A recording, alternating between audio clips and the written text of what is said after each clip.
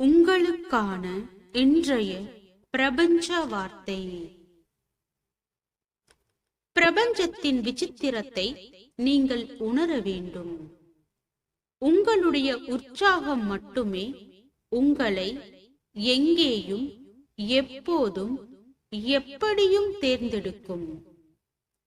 உங்களது கவலையானது நீங்கள் இருக்கும் இடத்தில் அப்படியே தேக்கி வைத்துவிடும். உற்சாகம் உங்களை அடுத்த சந்தோஷத்தை நோக்கி பயணிக்கச் செய்யும். ஆனால் கவலையோ உங்களை கவலை என்ற சுழற்சியில் சிக்க வைத்துவிடும்.